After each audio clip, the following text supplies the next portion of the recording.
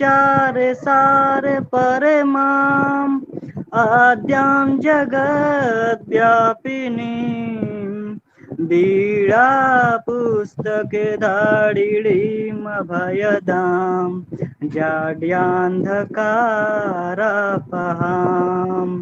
हस्ते स्फाटिके मालिकां विदधतीं पद्मासने संस्थिताम् वन्दे तां परमेश्वरीं भगवतीं बुद्धिप्रदां शारदां बुद्धिप्रदां शारदां विद्याप्रदां शारदां।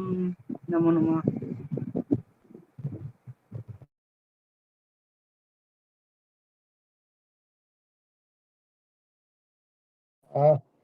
तो गुरुदेव, ये हमारे साथ अंगद मौर्य जी थे, दिल्ली यूनिवर्सिटी संस्कृत डिपार्टमेंट से पीएचडी कर रहे हैं, और आपके स्वागत में इन्होंने ये प्रस्तुत किया है, तो बहुत धन्यवाद। हम लोग पिछले कई दिनों से ये प्रयत्न कर रहे थे कि आप हमारे सत्र में आए, लेकिन कुछ कम्युनिकेशन गैप की वजह से आपको आमंत्रित मैं नहीं कर पा रहा था, लेकिन आज आप आए हैं और हम सभी लोग आपकी प्रेरणा से ही ये क्लास चलाते हैं। आपको ये बात पता है गुरुदेव कि करीब कोविड के टाइम से ही, कोरोना काल से यूजीसी नेट को समर्पित को डेडिकेटेड है हमारे ये क्लास, और नित्य यानी साल में 365 दिन ये क्लास चलता है और आपकी प्रेरणा से ही चलता है, क्योंकि पेपर वन और इंग्लिश तक की कक्षा चलता है। तो ऐसे में आप आए हैं और कई बार ऐसा होता है कि मोटिवेशन की कमी होती है, आगे क्या करना है, एक फियर ऑफ फेल्योर होता है, एक साइकोलॉजिकल भी फियर है कि भाई नहीं हो पाएगा, ऐसा कई बार मन में भाव। तो मैं चाहता हूं कि आज आप हम सभी का मार्गदर्शन करें, मेरा भी करें, सभी स्टूडेंट्स का भी करें, ताकि हम लोग आगे जो दिसंबर वाला एग्जाम है उसके लिए तैयार हो पाएं, और आगे लाइफ में क्या करना है उसके लिए भी हमारा जो एक पूरा रणनीति है वो हम बना पाए। Thank you so much doctor Rahul ji. पहले तो बहुत सारा ढेर सारा धन्यवाद और प्यार कि आपने मुझे इस मंच पे बुलाया है, और अंगद जी को बहुत बहुत धन्यवाद कि आपने सरस्वती वंदना के साथ शुरुआत की है। और ये आपका जो मंच है ये बिल्कुल ऐसा लगता है कि जैसे नदी में कमल खिले हुए हैं, और आप उस नदी में जो स्वच्छ पानी बहा रहे हैं उसकी कहनी ही क्या है। तो जितने भी कमल यहाँ पे हैं उनसे मैं आग्रह करूँगा कि आप इस रेडियो को अगर वीडियो में कन्वर्ट कर दें तो शायद हम अच्छे तरीके से बात कर पाएंगे, क्योंकि मैं चाहता हूँ कि आप पूरा फोकस होके एक जगह पर एक बार में एक काम करें, और अगर आपके पैर हिल रहे हैं तो उनको रोक लेंगे, और हाथ हिल रहे हैं तो उसको रोक लेंगे, और अगर आप डिस्ट्रैक्ट होकर के मोबाइल चेक कर रहे हैं और व्हाट्सएप चेक कर रहे हैं तो थोड़ी देर के लिए उसको बंद कर देंगे। तो जब आप नज़र में नज़र मिला के बातें करेंगे तो हमारा इंटरेक्शन बढ़िया होगा और आपका रिसेप्शन बढ़िया होगा। तो हो सकता है कि आपको अंदर एक फियर हो कि हम कैमरा कैसे ऑन करें, हमारा बैकग्राउंड बढ़िया नहीं है, हमने कपड़े अच्छे नहीं पहने हैं। तो हम सभी ऐसे ही हैं, और यहाँ पे कोई भी फैशन शो तो चल नहीं रहा है, तो आप बेझिझक कैमरा ऑन कर सकते हैं और इंटरेक्ट कर सकते हैं, क्योंकि मुझे लगेगा कि मैं इंसानों से बातें कर रहा हूँ, क्योंकि कैमरे के पीछे पता नहीं क्या है। Right, all right, thank you so much for to all of you for putting your cameras on. आपको भी अच्छा लगेगा जब आप कैमरा ऑन करेंगे, तो आप कॉन्फिडेंट महसूस करेंगे। कैमरा के पीछे कोई रोटी बना रहा है तो कोई सब्जी बना रहा है। तो जैसा राहुल जी ने कहा कि फियर ऑफ फेलियर, तो उसके बारे में आज हम डेफिनेटली बात करेंगे। और मोटिवेशन तो तब आएगा जब आप एक्टिव पार्टिसिपेट करेंगे, और बहुत सारी चीज़ें हैं बताने को और बहुत सारी चीज़ें हैं सुनने को। अगले आधे घंटे तक मैं आपको कुछ इन्फॉर्मेशन दूंगा और फिर आपसे कुछ सीखूंगा भी। आप सभी हीरा हैं, जवाहरात हैं, प्लैटिनम है, सबके पास एक अपना अलग नॉलेज है, अलग लेवल का, और हर किसी के पास कुछ ना कुछ देने के लिए है। बस ये है, हर कोई अपने समय का इंतजार कर रहा है। चलिए, तो अभी मैं रेफरेंडम लूंगा। यहाँ पे अभी 82 लोग हैं इस सेशन में, और जहाँ तक फियर की बात है तो सबसे पहले मैं ये विश्वास करता हूँ कि आप अपने अंदर सोचते क्या हैं, आप अपने आप को डिफाइन कैसे करते हैं, हु आर यू, क्योंकि यहीं से फियर की शुरुआत होती है, हु आर यू। जैसे कि पहला सवाल है मेरा, अगर आप सुन पा रहे हैं तो, क्योंकि 3-4 कैमरा मुझे ऑन दिख रहा है और मुझे लग रहा है कि आप लोग डेफिनेटली एक्टिव है जिनका कैमरा ऑन है, और जिनका कैमरा ऑफ है वो ये सोच रहे हैं अगर नहीं भी ऑन करेंगे तो क्या हो जाएगा, राइट? तो बहुत कुछ हो जाएगा। और पहला चीज ये होगा कि जब आपका कैमरा ऑफ रहता है तो आप अकाउंटेबल नहीं रहते हैं, और जैसे ही आप कैमरा ऑन करते हैं आप अकाउंटेबल हो जाते हैं, आप पैनॉप्टिकन थियरी में आ जाते हैं, मिशेल फुको के पैनॉप्टिकन थियरी। आप अंडर सर्विलेंस हैं, कोई आपको देख रहा है तो पीछे भी मुड़ेंगे तो कोई देख लेगा आप अटेंशन दे रहे हैं कि नहीं दे रहे। तो अगर आप जिनको कैमरा ऑन करना मुश्किल हो रहा है, हो सकता है कि आप कहीं सफ़र कर रहे हो, कभी खाना बना रहे हो, किचन में हो, तो आप मैसेज जरूर करेंगे मेरे क्वेश्चंस का, क्योंकि मैं चाहता हूं कि एक इंटरेक्टिव सेशन हो और ये रेडियो मिर्ची के बजाय इंटरेक्टिव रेडियो हो।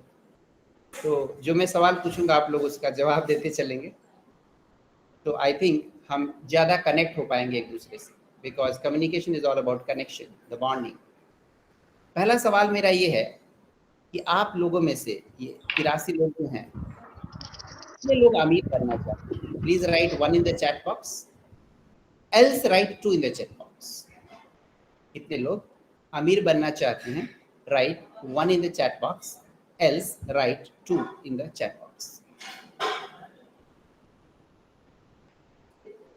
फटाफट करेंगे, 2 ऑप्शन है आपके पास, 1 और 2।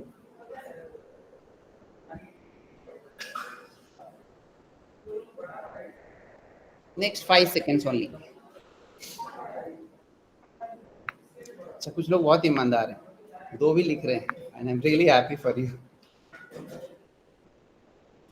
सुपर। ऑलराइट, चलिए लास्ट 5 सेकेंड्स। और जिन लोगों ने पहले ही डिसाइड कर लिया है कि हमें गरीब रहना है, तो फिर ब्रह्मा विष्णु महेश भी अगर आ जाए क्या ही कर लेंगे, right? So this is all about the mindset. आपने जो माइंडसेट बना रखा है अपने ब्रेन के अंदर कि हमें अमीर बनना है या गरीब रहना है, जो भी बनाया है सही है, वो आपका चॉइस है, बट हमेशा आपके पास एक पॉसिबिलिटी है अपने डिसीजन को बदलने की। जिन्होंने भी 2 लिखा हुआ है, यू हैव अ पॉसिबिलिटी कि अगले आधे घंटे के बाद हो सकता है आप अपने डिसीजन को बदलने पे मजबूर हो जाएं या मोटिवेट हो जाएं, और मे बी एनीथिंग एल्स, क्योंकि इसे हम कहते हैं पुअर माइंडसेट, और जिन्होंने 1 लिखा उसको हम कहते हैं rich mindset. And mindset is the one thing which decides your destiny. यही से सब कुछ होता है, यही से सब कुछ शुरुआत होता है। चलिए, जिन लोगों ने 2 लिखा है अभी उनसे मैं थोड़ा सा पॉज लूंगा, और जिन्होंने 1 लिखा है उनसे मैं अगला क्वेश्चन, अगला सवाल करूंगा। और अगला सवाल ये है कि आप जिन लोगों ने ये लिखा है कि मुझे अमीर बनना है, आप में से कितनों के पास एक्शन प्लान है? Right 3 in the chat box for yes and 4 for no. कितने लोगों के पास आपका एक्शन प्लान है, आपको पता है कि कैसे बनना है, दैट इज एक्शन प्लान, और नहीं पता है तो right 4 in the chat box. 3 for yes, 4 for no. I have no idea what is action plan, but हाँ बनना तो है।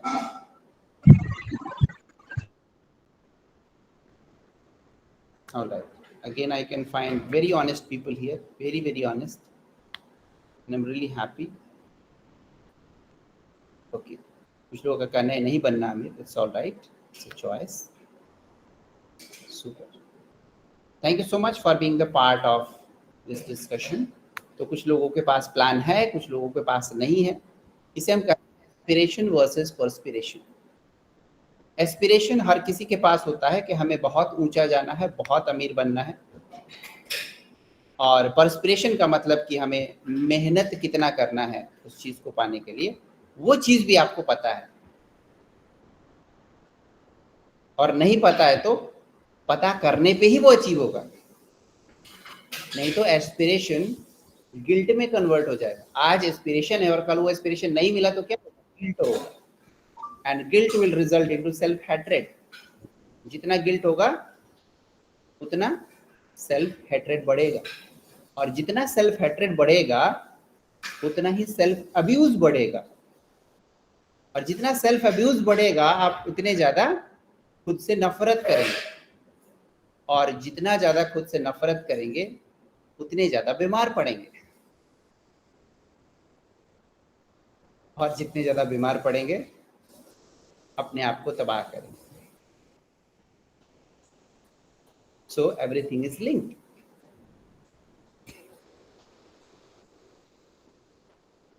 ऑलराइट, चलिए अगला क्वेश्चन। मैं आज क्वेश्चन बहुत पूछ रहा हूं। तो अगला क्वेश्चन ये है कि आप सब में से कितने लोग सक्सेसफुल होना चाहते हैं लाइफ में? Right 5 in the chat box for yes and 6 for no. कितने लोग सक्सेसफुल होना चाहते हैं? राइट 5 फॉर यस और नो।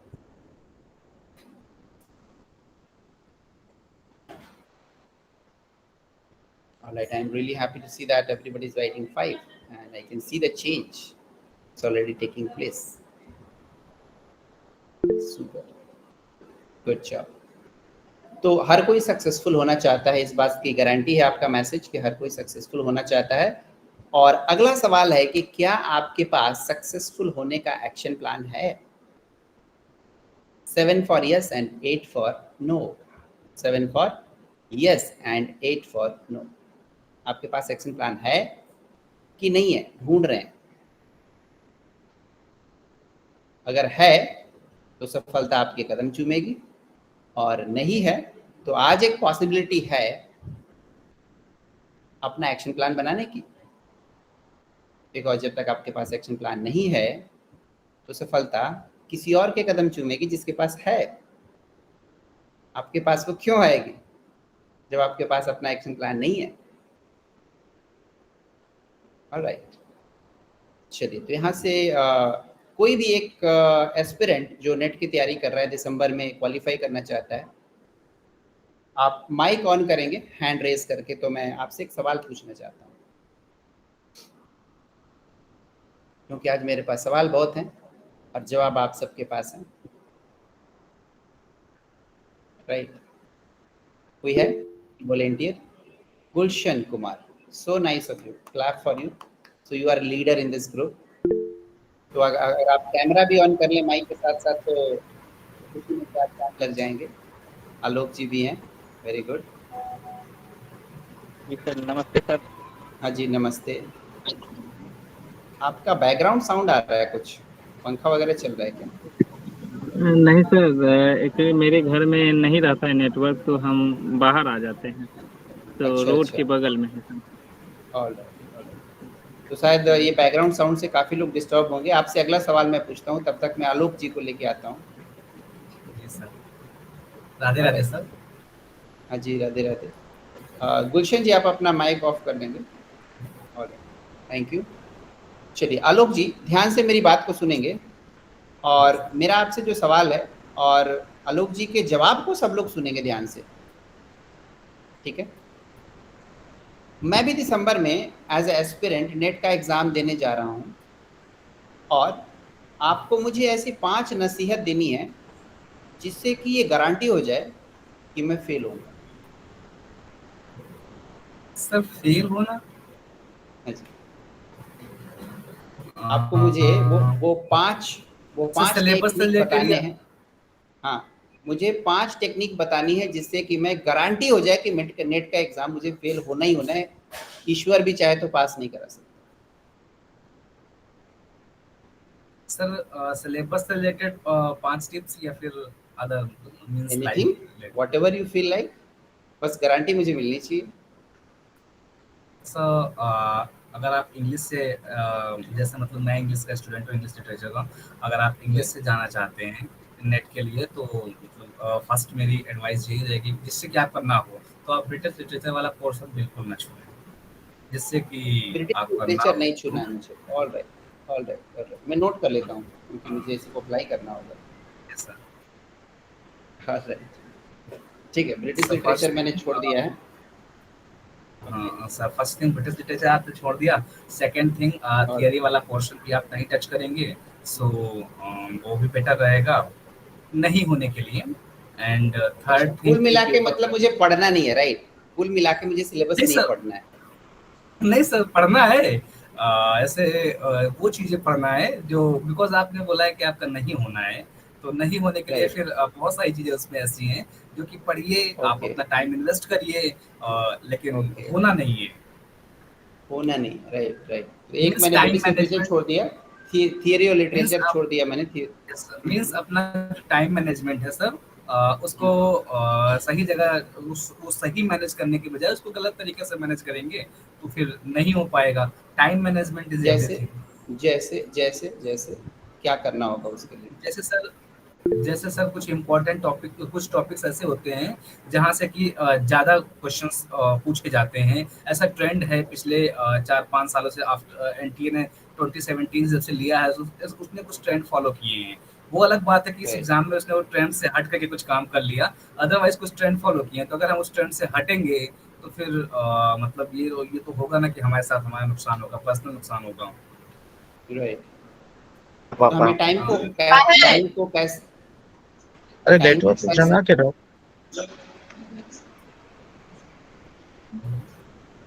जिसका माइक ऑन है प्लीज ऑफ कर लीजिए। Okay, thank you. राइट, तो आप कुछ कह रहे थे टाइम मैनेजमेंट के लिए, मुझे कैसे टाइम मैनेज करना चाहिए कि मेरी गारंटी हो जाए failure? Sir time management means Alok ji, you are muted. आलोक जी, आपका माइक ऑफ हो गया।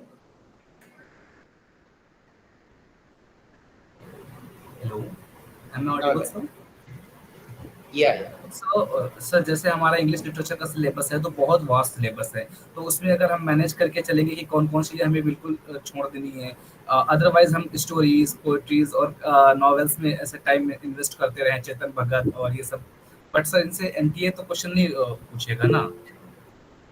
ओके, तो मुझे समझ आया, मुझे चेतन भगत को पढ़ना है। और सर मतलब मैं किसी पर्सनल ऑथर को मेंशन नहीं करना चाहता हूँ, बट मैं मतलब बता रहा हूँ कि ऐसे ऑथर्स ऐसे हैं मतलब जिनसे एनटीए अभी क्वेश्चन चेतन भगत से अगर आप स्पेसिफिक रीजन सजेशन देंगे ना तो मुझे आसानी होगी इसको इम्प्लीमेंट करने में।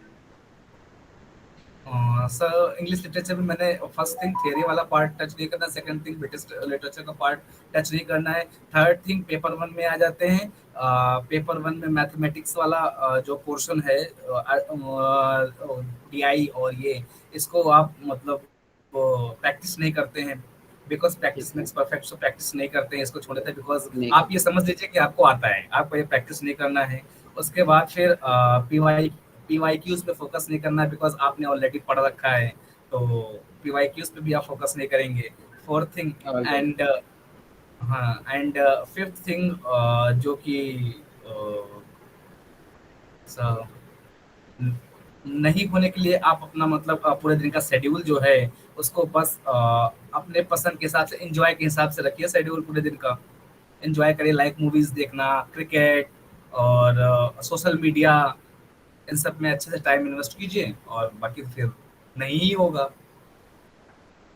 All right, so nice suggestion, so great of you, Alok ji, very nice, very nice.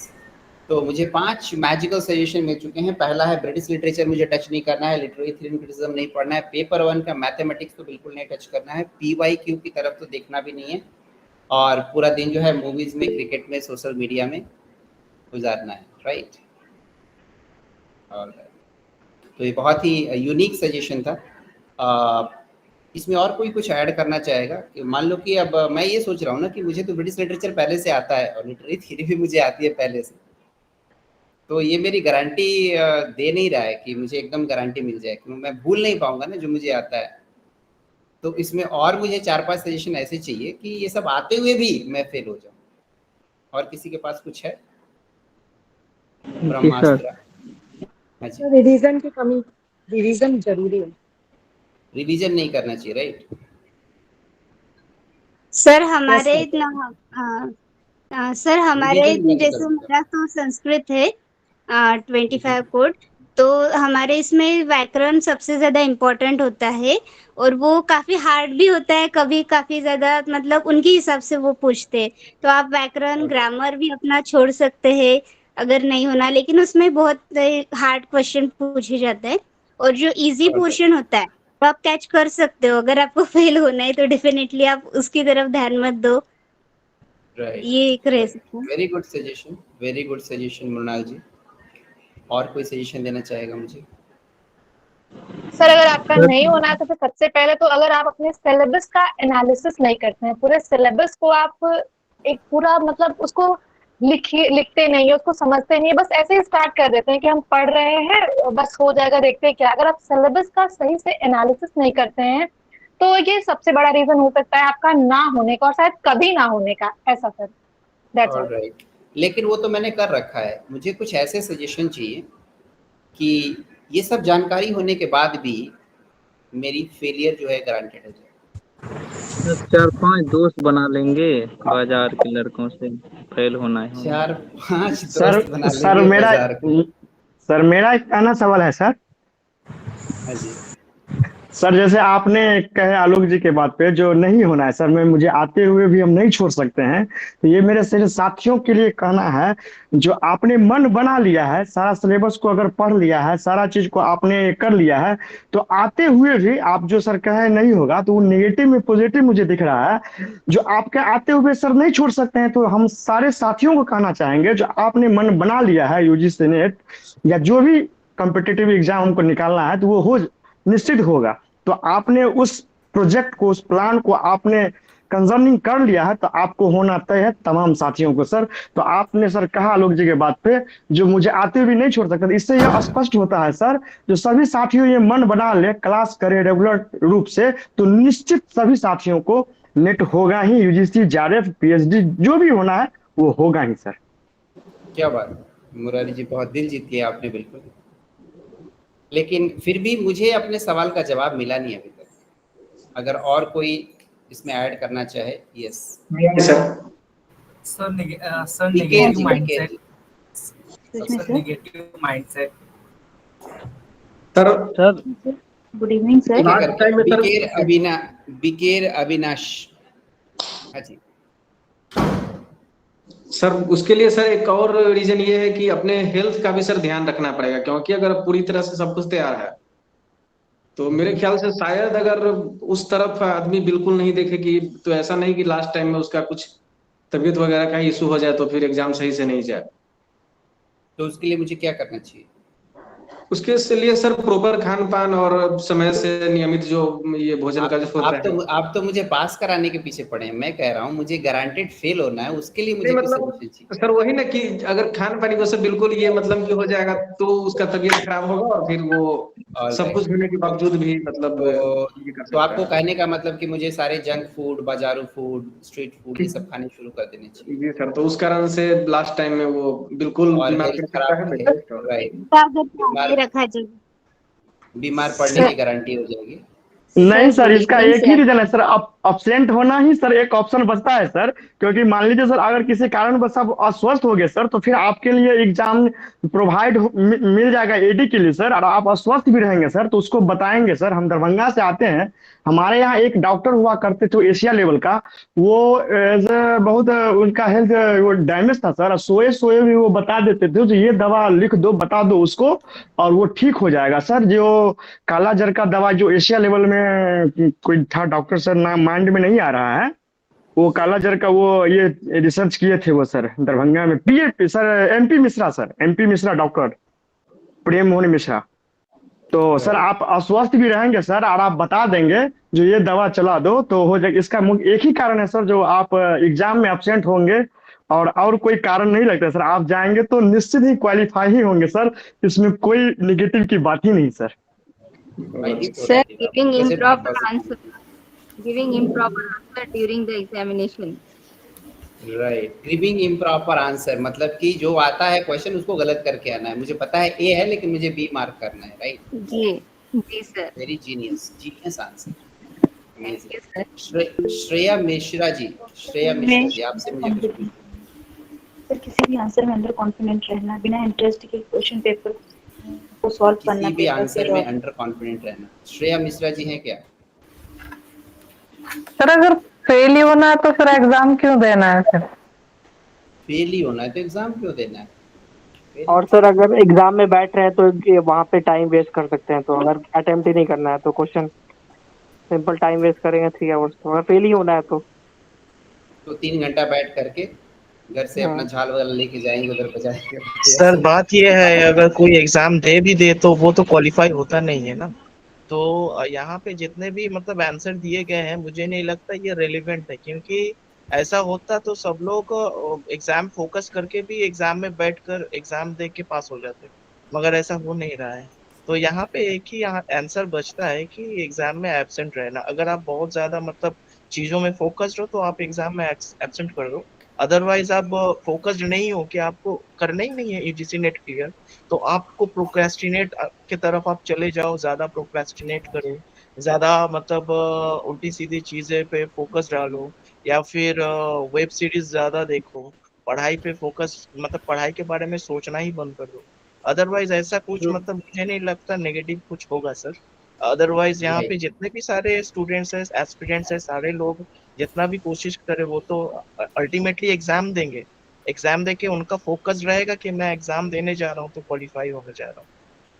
Super super. तमाम साथियों से सर मैं बोलना चाह रहा हूँ सर।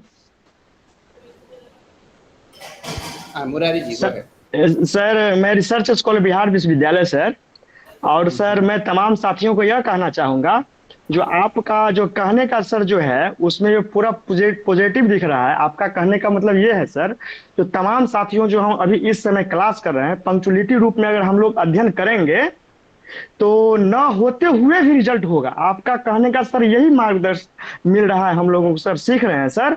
और आपने सर ये तमाम साथियों से यह उनके दिलों की बात जानना चाह रहे हैं, जो आप लोग पंक्चुअलिटी रूप से स्ट्रगल कीजिएगा, मेहनत कीजिएगा, अपने मिशन की ओर एक एग्रेसिव रहिएगा, तो ना होते हुए भी रिजल्ट होगा। सिलेबस के मतलब सारा जो प्रोजेक्ट को लेके आप चलिएगा तो यूजीसी नेट, जेआरएफ या जो भी आपको निश्चित 100% आप क्रैक करके आइएगा। और बस यही सर आपका पॉजिटिव मुझ में सर वही झलक रहा है, जो आपकी बातों तमाम साथियों से जो सर सुनना चाह रहे हैं सर। धन्यवाद। थैंक यू मुरारी जी। देखिए मेरा इंटेंशन क्या था इस सवाल को पूछने का, वो ये था कि आपके दिमाग में फेलियर कैसे अचीव किया जाता है इसका आंसर है कि नहीं। हम सक्सेस के पीछे भागते हैं, सक्सेस चाहिए, लेकिन उस सक्सेस के रास्ते में कई सारे स्ट्रेटेजी ऐसे हम अपना के चलते हैं जो कि फेलियर की तरफ लेके जाता है। उससे आप वाकिफ हैं कि नहीं है, और जो आप जवाब दे रहे हैं वो आप कर रहे हैं, इसलिए आपके लैंग्वेज में वो आ रहा है। या तो आपने ऑब्जर्व किया है या आप उसको खुद कर रहे हैं। तो अगर आप भटके हुए हैं, आपने अपने हेल्थ को छोड़ दिया है, आपने वेब सीरीज देखनी शुरू कर दी है, 4-5 दोस्त बना लिए हैं बाजारू टी स्टॉल वाले, रिवीजन करना बंद कर दिया है, सिलेबस एनालिसिस बंद कर दिया है, मूवीज, क्रिकेट, सोशल मीडिया ये सब देखना शुरू कर दिया है, तो डेफिनेटली है कि आप सक्सेस नहीं होंगे। ये तो आप ही लोगों का आंसर है, राइट। इसका मतलब आपने ऑलरेडी फेलियर का रास्ता चुन रखा है। तो अगर फेलियर का रास्ता चूज कर रखा है तो क्यों सोच रहे हैं कि सक्सेस मिल जाएगी? वो तो नहीं मिलेगी।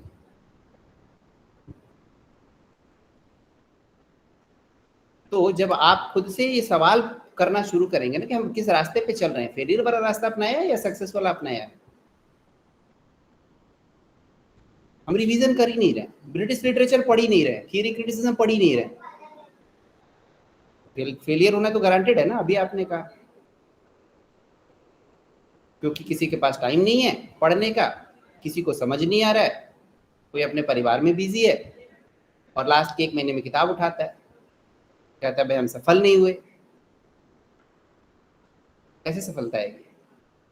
रास्ता तो आपने चुना था फेलियर वाला और चाह रहे सफलता, एक्शन प्लान तो है नहीं।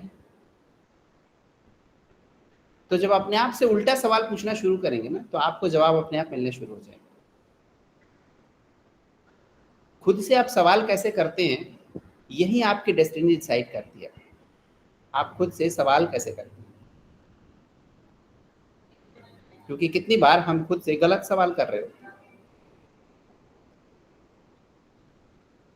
और जब गलत सवाल करते हैं तो हम एस्पिरेशन ज्यादा रखते हैं और परस्पिरेशन कम रखते हैं। एस्पिरेशन का मतलब कि आपके ड्रीम्स बहुत हाई हैं और एक्शन प्लान नहीं है, मेहनत नहीं है, रिवीजन नहीं है। क्योंकि आप देखेंगे नेचर में, एक एग्जांपल मैं लूंगा यहाँ पे नेचर का, और सबका अटेंशन ड्रॉ करना चाहूंगा मैं यहाँ पे।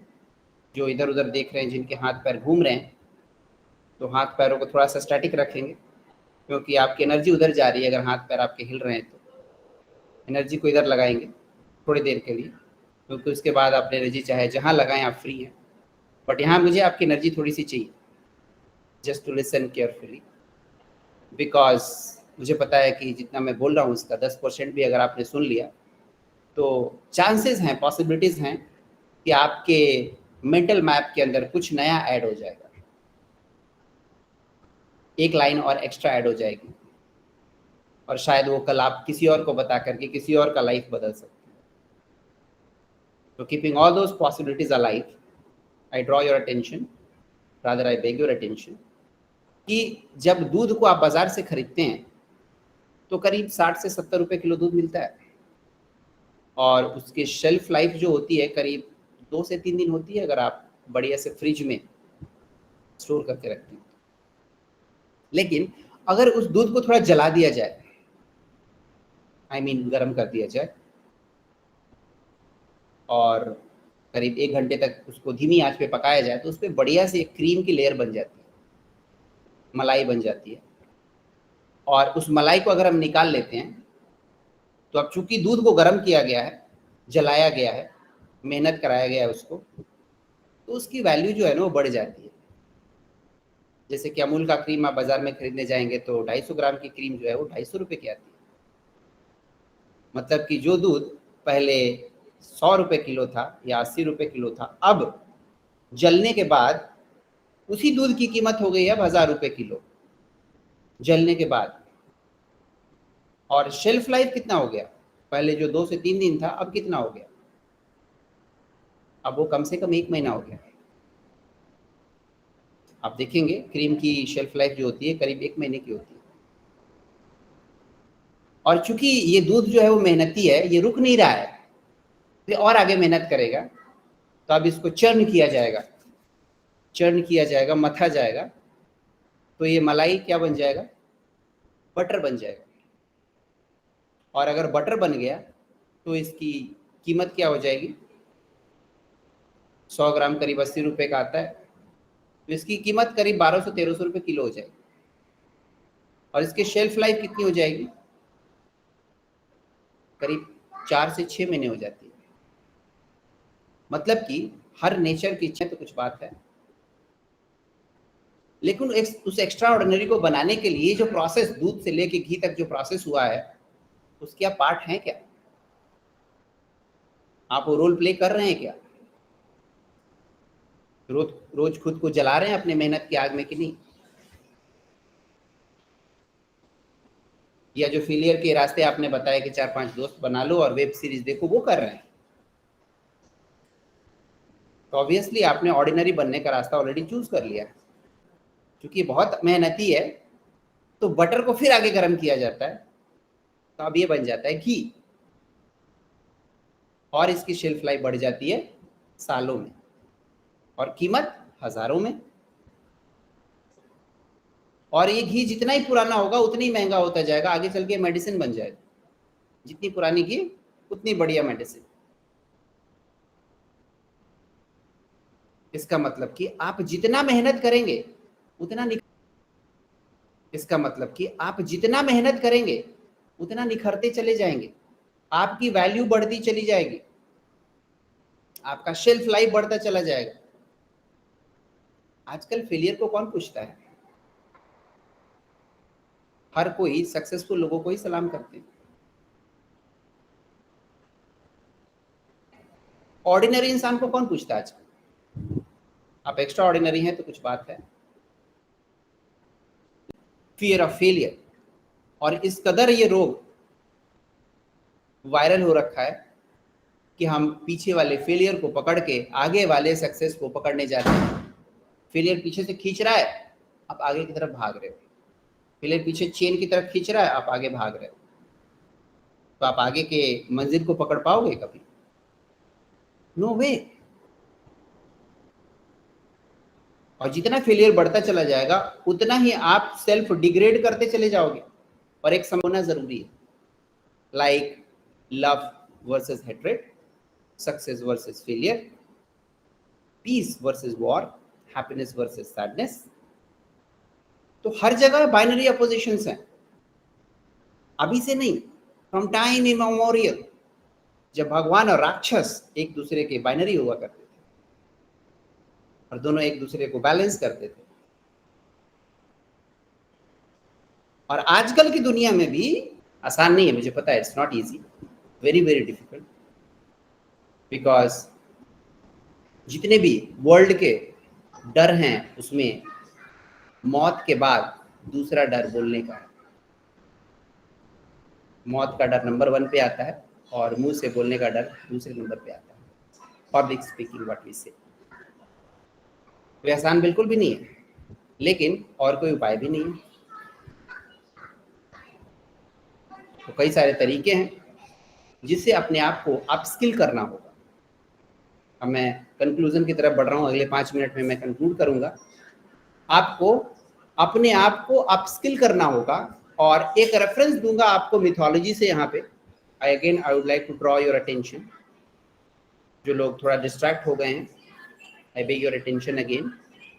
आप मिथोलॉजी के अंदर देखेंगे, रामायण महाभारत आप सबने पढ़े होंगे, जितने बड़े बड़े योद्धा होते थे, इतने बड़े योद्धा होने के बाद भी वो तपस्या करके एक और पशुपात अस्त्र और एक और ब्रह्मास्त्र अस्त्र क्यों चाहते थे भाई? इतने बड़े योद्धा होने के बाद भी क्यों उनको चाहिए होता है? सालों साल तपस्या क्यों कर रहे होते? कोई तो वजह रही होगी। क्या वजह हो सकती है? कोई बताना चाहेगा? मौत का डर से। To become more powerful, sir. To become more powerful. हमें वो अस्त्र चाहिए जो दूसरों के पास नहीं है।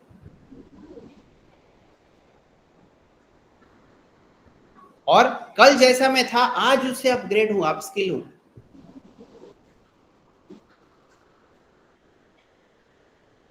और इसलिए हर बार एक नया बाण चाहिए। आप अपने तरकश में बाण डाल रहे हो कि नहीं? Are you putting the Brahmastra in your quivers? 2021 में कितने बाण डाले? 22 में कितने बाण डाले? 23 में कितने डाले? 24 में कितने डाले? 25 में कितने डाले? डाल रहे हो तो आप योद्धा बन रहे हो, नहीं डाल रहे हो तो जहां थे 2020 में आज भी वही। बाण डालने के लिए तो मेहनत करना पड़ेगा, तपस्या करनी पड़ेगी, तब आप योद्धा बनोगे। क्राउड से अलग हो जाओगे बिल्कुल। इतने सारे आपके पास बाण आ जाए, you are separate from the crowd, odd man out, और फिर दुनिया आपको सलाम करेगी। लेकिन उसके लिए आपके पास स्ट्रेटेजी होनी चाहिए, आपके पास हिम्मत होनी चाहिए नॉलेज कैपिटल बढ़ाने का। लोग बैंक कैपिटल ज्यादा आजकल बढ़ाते हैं, नॉलेज कैपिटल कम बढ़ाते हैं। तो आप देखो कि मेरा नॉलेज कैपिटल पिछले 3 साल में कहां से कहां गया है, कितने स्किल मैंने सीखे। और जब आप अपने स्किल पे काम कर रहे होते हैं, इन्वेस्टमेंट कर रहे होते हैं, इधर आप इन्वेस्ट करेंगे ना ब्रेन के अंदर, कोई चुरा नहीं सकता इसको, इसमें कोई रिसेजन नहीं आ सकता है। आप इसको कहीं भी कैरी कर सकते हो, एकदम सेफ, कोई छीना झपटी का डर नहीं, जहां जाओगे वहां लेके जाओगे। लेकिन जो बैंक कैपिटल है ना, फाइनेंस कैपिटल, वो हमेशा खतरे में आपको डाल कर रखेगा। तो आप प्रयास करो कि जो भी आपके पास कैपिटल है, फाइनेंस कैपिटल, उसको इधर डालो, उधर से कन्वर्ट करके इधर डालो। इधर ज़्यादा सेफ है, इधर ज़्यादा ग्रोथ भी है, इंटरेस्ट भी ज़्यादा है इधर पे, उधर इंटरेस्ट कम है बैंक के अंदर। क्योंकि जहां खड़े हो जाओगे ना, वहीं पैसे की बारिश है।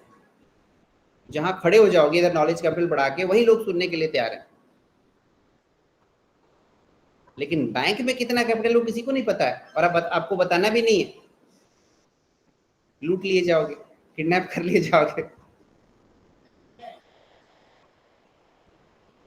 और यहां उसका उल्टा है। तो आपको एक सही लोकेशन ढूंढनी है, सही इंसान ढूंढना है, सही मेंटोर ढूंढना है, एक सक्सेसफुल ऐसा इंसान ढूंढना है जिसके जैसा आपको बनना है। उसको कॉपी करना शुरू कर दो, उसके जैसा बन जाओगे। लेकिन आप कॉपी किसको करते हो, ये भी एक बहुत बहुत गहरा सवाल है कि किसको कॉपी कर रहे हो। कोई आपको सजेशन देके चला जाता है, यार ये किताब नहीं पढ़ी क्या, ये पढ़ लो। चलो अगले दिन अमेजन से वो ऑर्डर हो गया, आ गया। तीसरे दिन का, अरे वो वाली क्यों नहीं पढ़ी, हमने तो वो वाली पढ़ी थी तो पास हुए। आपने वो भी किताब खरीद ली। ऐसे किताब की लाइन लगी हुई है, 12 पब्लिकेशन की किताबें पढ़ी है घर में, और उसके बाद कंफ्यूज है कि क्या पढ़ें और क्या छोड़ें।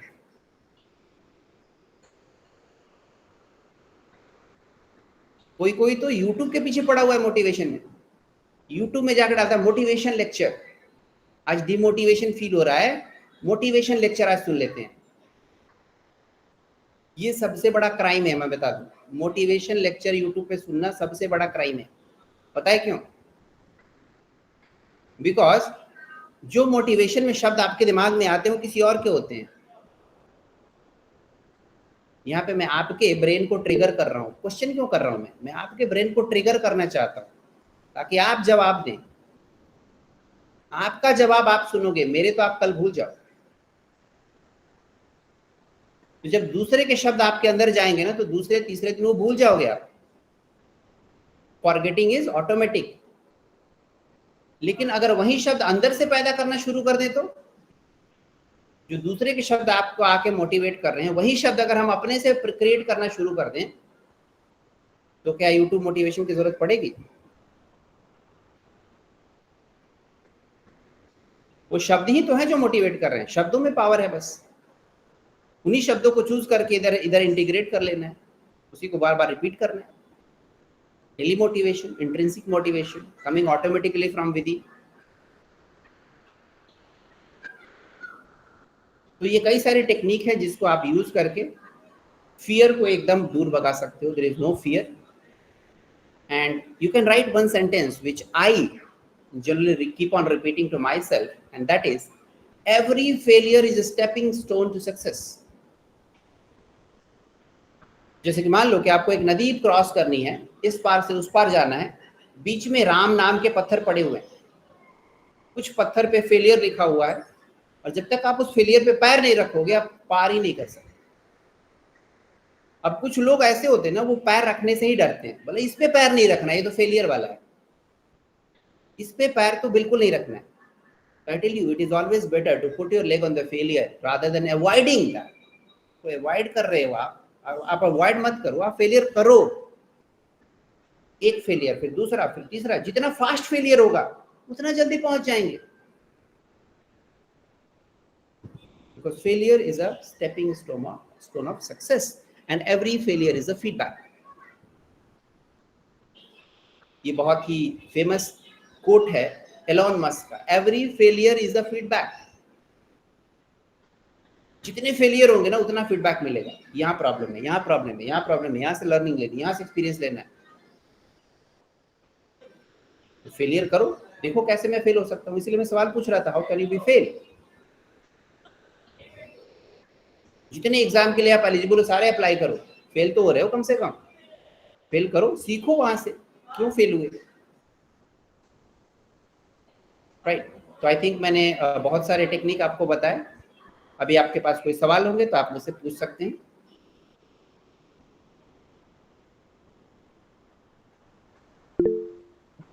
गाइस, किन्हीं के पास भी कोई क्वेश्चन हो तो आप माइक अनम्यूट करके पूछ सकते हो या मैसेज बॉक्स में भी डाल सकते हो।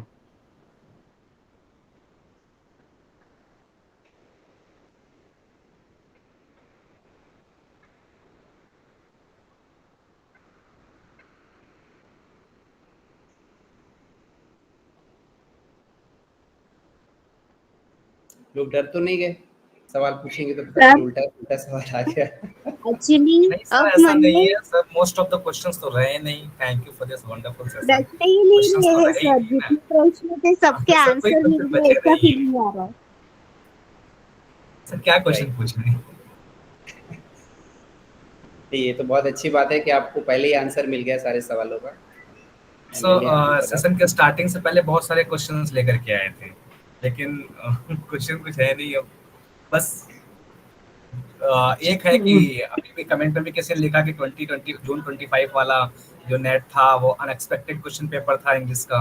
अनएक्सपेक्टेड क्वेश्चन पेपर नहीं रहा, एक्सपेक्टेड रहा, तो फिर तो सर बाकी सबको अच्छा ही रहना है। अच्छा, यहाँ पे मैं एक चीज बता दूं, जो 2025 जून का एक अनएक्सपेक्टेड क्वेश्चन पेपर था, मैं बता दूं कि ये जो आपने यूट्यूब और सोशल मीडिया में ये चर्चा आपने सुनी है ना कि ये बिल्कुल अनएक्सपेक्टेड था, ये बिल्कुल बेबुनियाद है और कुछ भी इसमें अनएक्सपेक्टेड नहीं था।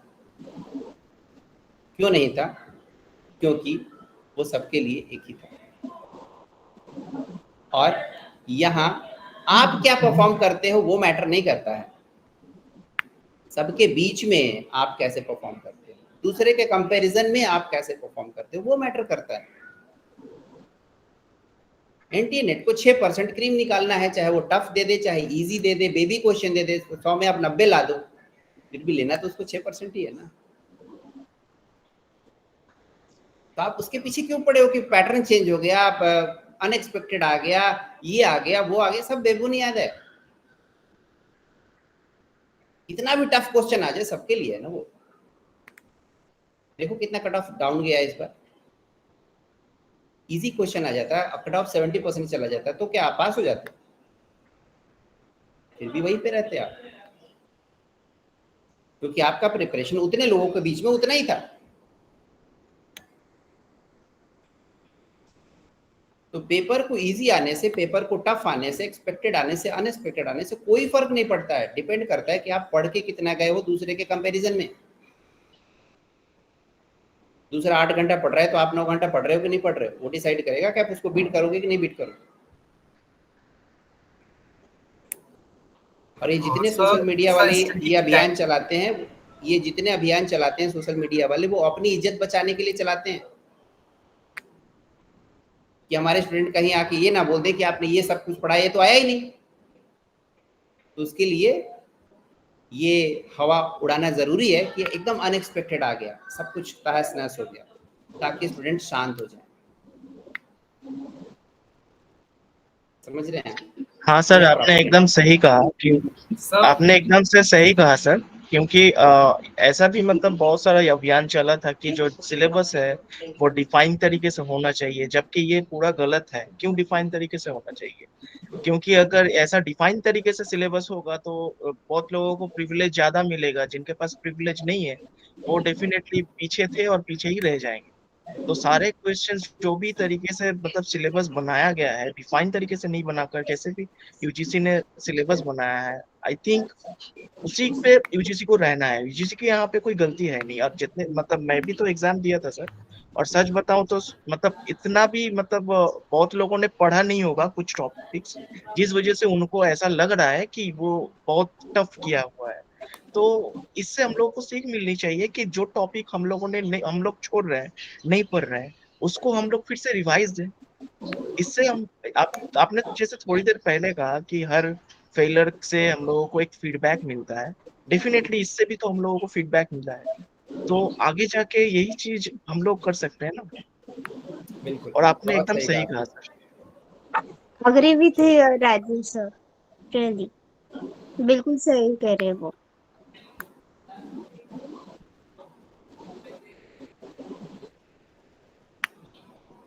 एक्चुअली यही सेम चीज हमारे भी पेपर में हुआ था कि मतलब जब आंसर की पूरा जो रियल आंसर की ये सब आए थे, सब लोग टेस्ट कर रहे थे कि ये इसमें से क्या सही है, ये क्वेश्चन कैसे है, बहुत ही प्राइमरी लेवल या फिर एंट्रेंस एग्जाम टाइप क्वेश्चन है।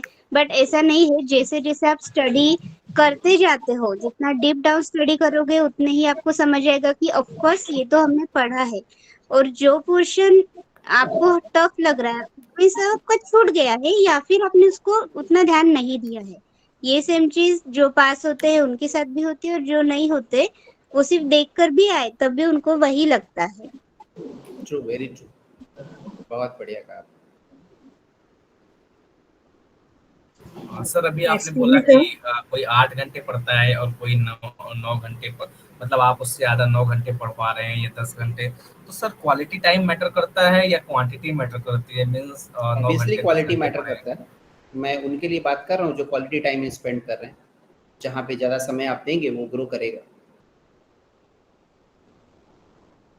कोई अपना समय किताबों में दे रहा है और कोई तितलियों के पीछे भाग रहा है।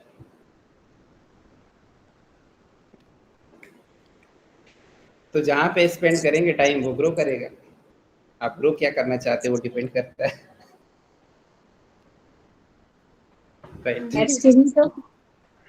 सर जो आपकी बुक है world literature in your fees, तो सर इसमें कितना आपने नया जो एडिशन है वो कब का है आपका, और क्या कितना मतलब उसमें परसेंट जो है वो न्यू ऐड हुआ है?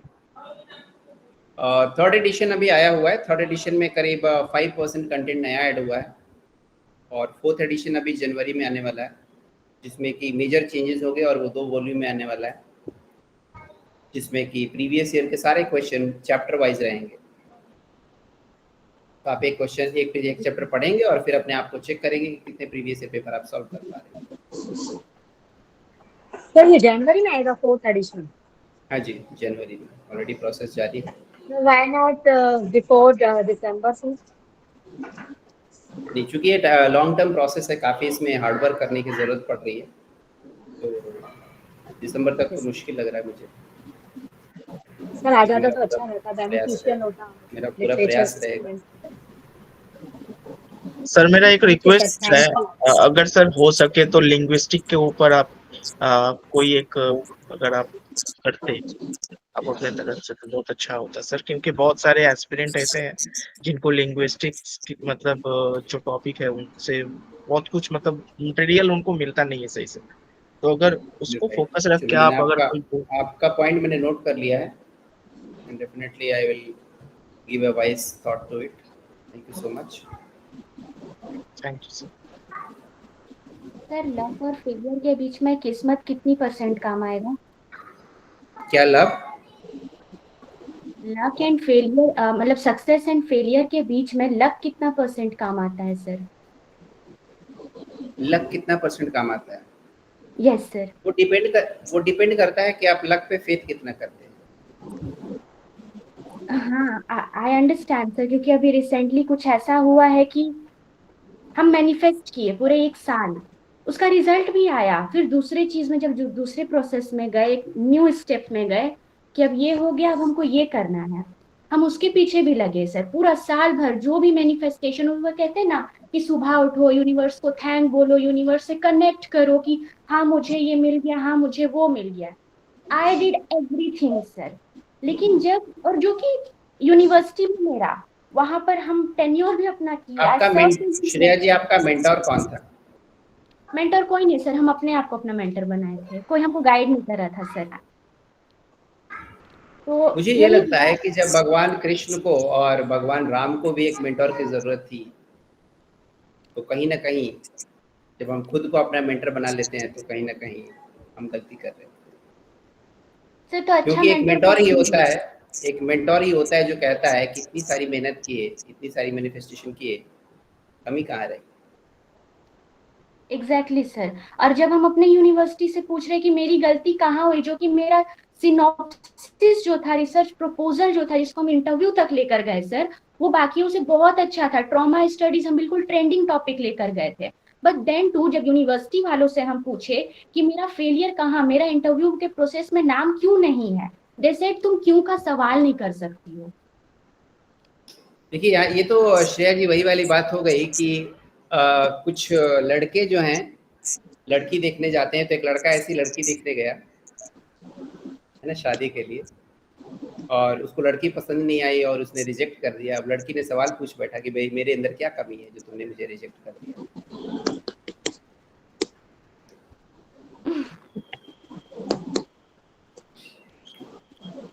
आई होप आपको अपने सवाल का जवाब मिल गया होगा।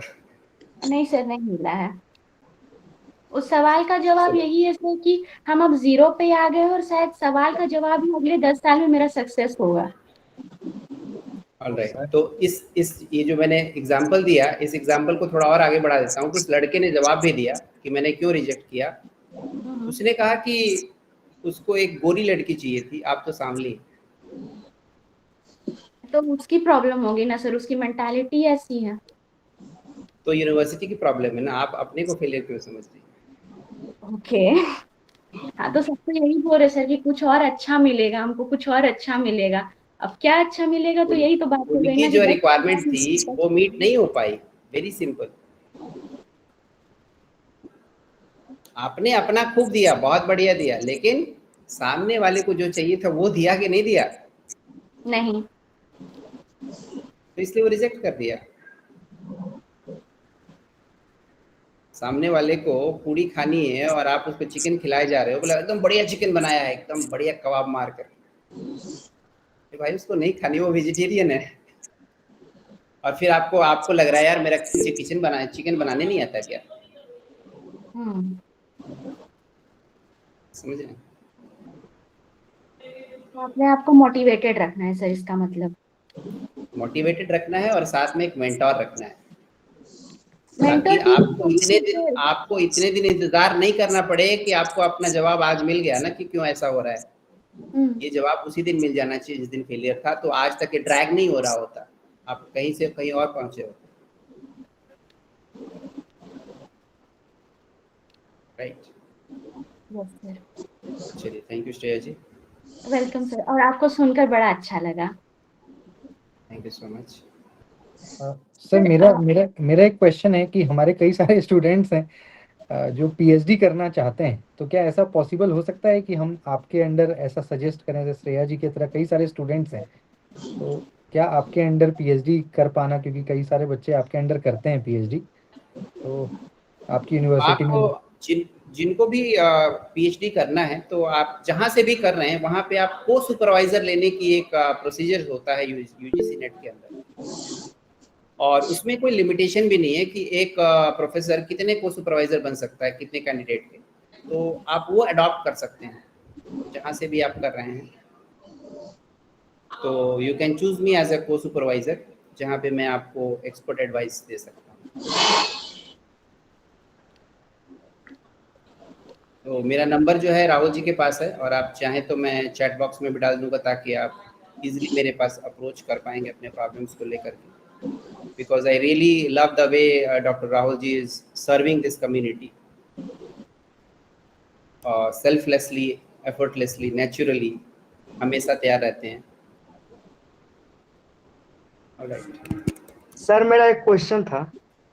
हाँ जी सर, प्लेगरिज्म में जो कम से कम 7 से कम चाह रहे हैं सर, तो वो थीसिस के लिए सर क्या किया जाए? कम से कम 5 या 2 या 3 मिल जाए सर। क्या मिल जाए? परसेंट? वो जी सर, वो थीसिस जो सबमिशन होगा सर, तो हम चाह रहे हैं बहुत कम से कम प्लेगरिज्म हो, ज्यादा नहीं हो सर। 10% अलाउ करती है ना यूजीसी, आपको 3 और 4 क्यों चाहिए?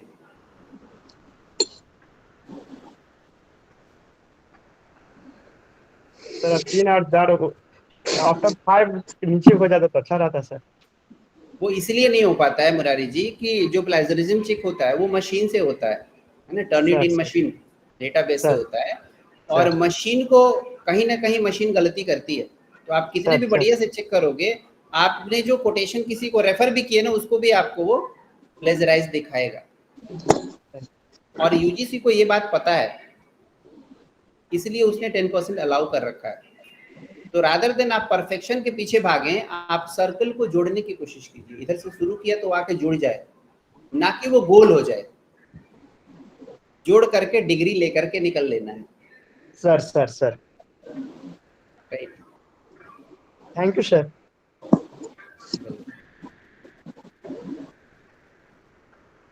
तो आई होप कि सबके क्वेश्चंस हो गए हैं।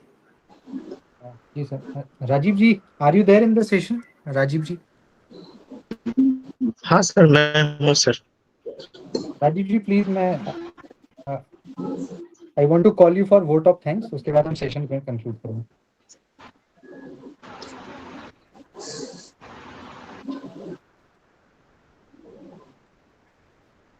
राजीव जी एक बार आप वोट ऑफ थैंक्स कर दें, उसके बाद we can conclude our session. Am I audible, sir? Yes, you are completely audible. Am I audible? मैं डॉक्टर प्रेम शंकर पांडे सर को बहुत ही धन्यवाद कहना चाहता हूँ। सर से मैं बहुत दिन से रिक्वेस्ट कर रहा था कि आपको मतलब इनवाइट किया जाए, और सच बताऊं तो सर आपके बुक के वजह से ही मेरा मतलब पेपर 2 क्लियर भी हुआ। 3 times I cleared UGC NET and 1 time GATE I cleared, and I really thank you so much sir, because बहुत अच्छे टॉपिक्स जो मैं पढ़ा नहीं था, और आपके वो चीजें बहुत आसानी हो गई है। तो मैं यहाँ पे सबको ही मतलब सजेस्ट करूंगा जरूर वो बुक पढ़िए। और यहाँ पे मैं आपको रिक्वेस्ट भी करूंगा सर कि बीच बीच में सर आते रहिएगा, क्योंकि हम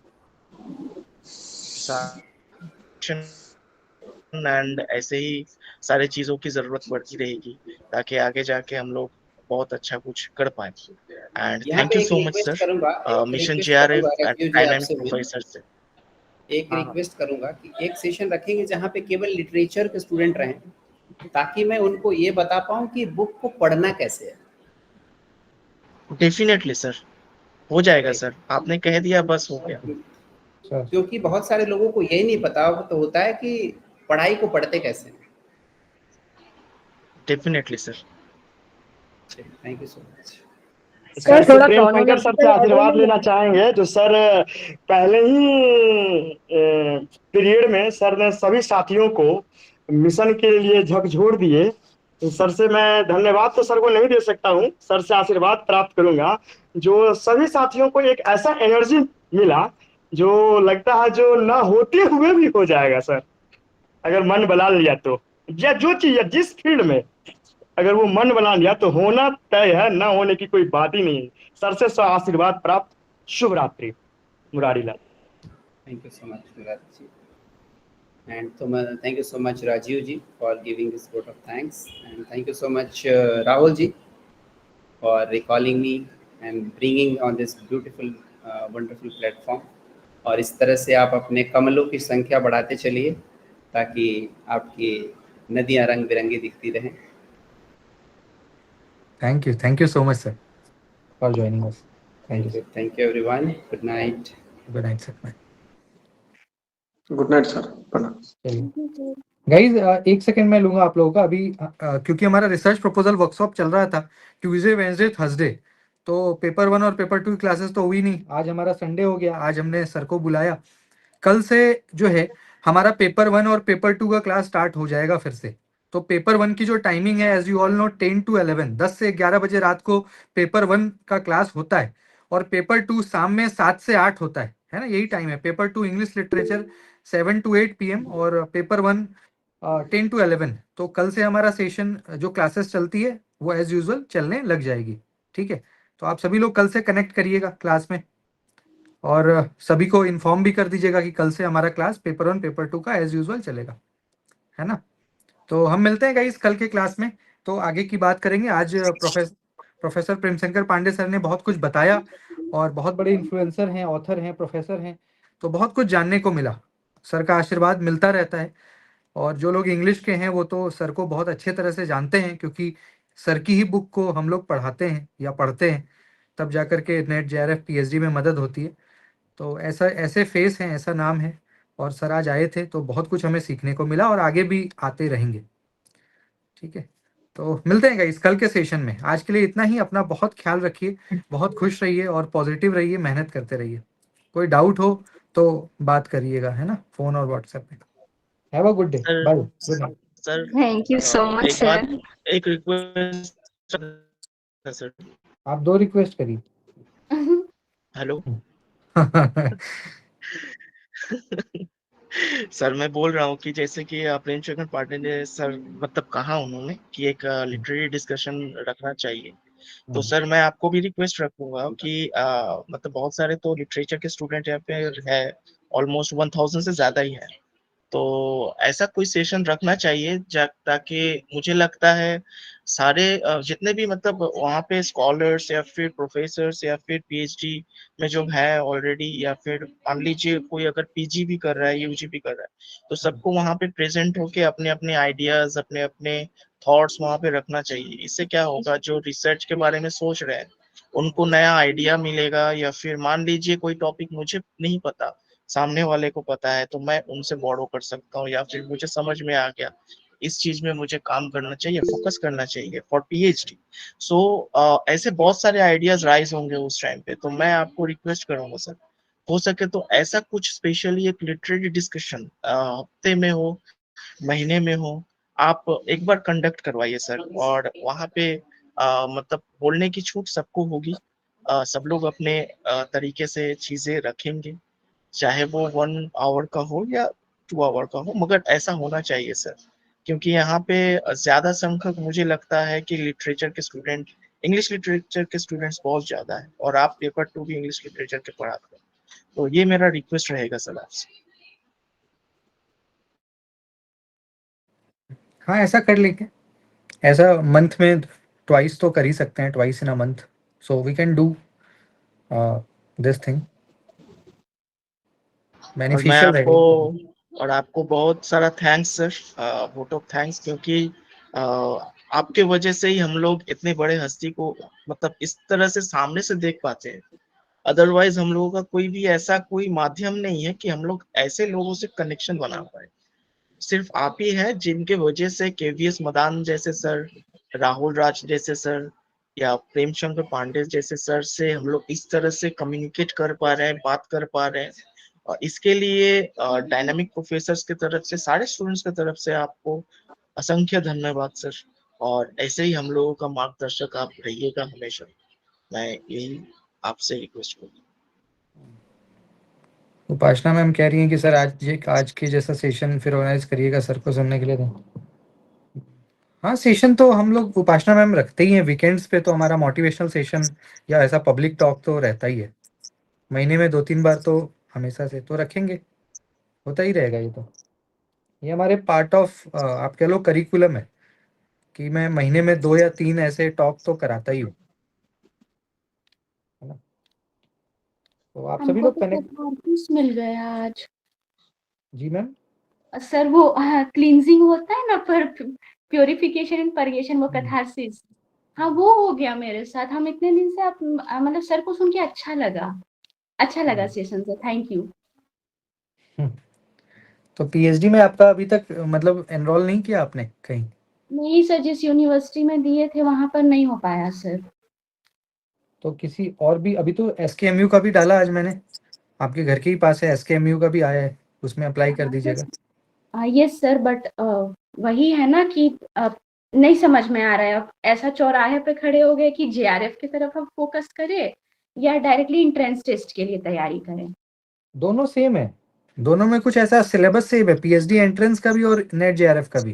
there is no difference between PhD entrance and the syllabus of